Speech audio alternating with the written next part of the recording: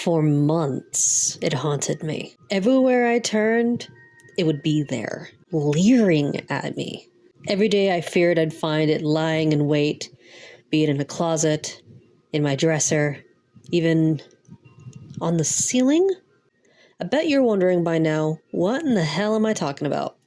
For the purpose of this video, I will unfortunately have to censor the word, but I'll make sure to provide colorful descriptions to best illustrate what I'm talking about. What I'm about to share with you is a time in my life where I was genuinely terrified of replicas of the male reproductive organ. Whilst we do that, I'll have up some progress works of some recent illustrations and panels from my comic, Starfish Lovers. If you don't know what that is, it is my webcomic that I keep on multiple platforms. The story focuses on the experience of LGBTQIA characters living in a theocracy, similar to our current reality, but with a world-building setting that is completely reimagined. I'll provide links in the description for you to check it out, but for now, let's get on with the rest of today's video. So as I mentioned before, I had a physical repulsion towards the battery-operated boyfriend and their counterparts. As a repressed lesbian who was an upstanding Christian girl, some 9 or so years ago, it really came to no surprise to anyone else around me. Well, save for my roommates, who relentlessly used this fear against me to get a good laugh. The type of lust torch that my roommates had was one of those suction cup ones that would dangle like a floppy carrot on the wall. I'd oftentimes come home from work to find this silicone donut holder hanging, hiding, or dangling from different parts of my room or my bathroom, sending me into a panic that oftentimes resulted in me exclaiming frightfully or fleeing from the scene. Eventually demanding that, of course, remove it, please, from where it was. Sometimes they did. Other times, I'm pretty sure I was left to suffer with not wanting to touch the damn thing and working around it. The fear was real, y'all. This went on for several months, I think maybe 3 months to be exact, because I wasn't with these roommates for very long. I will say that had they not done this, I feel I probably would have been forever afraid of the faux trouser snakes, which would have been a sad experience for me now that I'm married to my wife. So I guess I have that to at least thank them for. My memory is vague on this next part. I'm certain there wasn't this magical, singular moment that contributed to the eventual breakthrough. However, I know for a fact that I began to get used to being around, seeing, even, dare I say, touching this Tallahassee Tinker toy. At the moment of realizing that, I figured two could play this game. I decided it was time to return the favor. I started by finding very inconvenient places for them to discover and encounter this great American challenge. My favorite place that got the most reaction was under the toilet seat. We're gonna call my roommate Max for now, and let's just say that the moment I heard him shouting my name from upstairs, I knew exactly what he found, and it filled me with nothing but joy. Naturally, he retaliated, and these seesaw pranks continued for a time before we eventually got bored of it, and I was finally over my fear of pleasure carrots. But unfortunately, our story does not end there. For this was merely context, because the aforementioned events led to the moment I'm about to discuss next.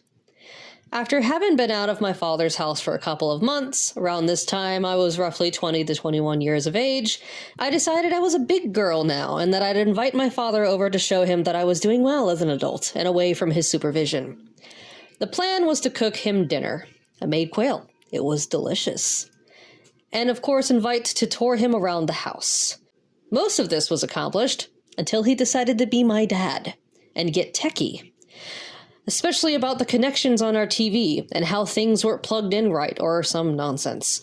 I honestly don't know what was wrong with the setup. All I know was that he was adamant about fixing it, and I was fine with it because I'm pretty sure the issue was annoying at the time. For additional context, my family is Catholic. And they were the kind of Catholic that had a very problematic and stunted view on the human body, which I don't think I know many Catholic families that don't have this view. The concept of pleasure was null and void, and overall you were sinful for thinking about it in any different way. I have a lot of unlearning in regards to my childhood based on their upbringing alongside a great deal of trauma.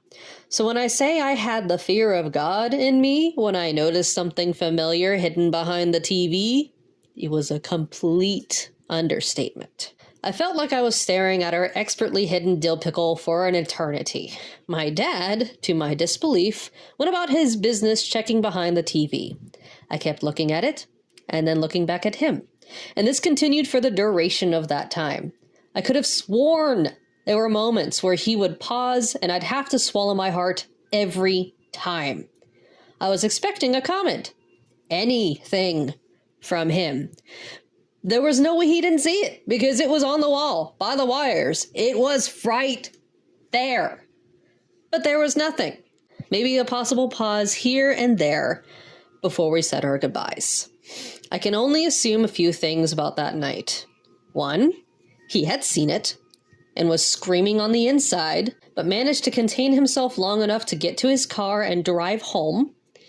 Or he saw it, believed it to be my roommates, and trusted me. I highly doubt that. Or he legitimately never saw it. I honestly can't say. It was a hard thing to miss, being right over the plugins for our electronics behind the TV that he was fussing with at the time. Whatever his truth is, I will never know.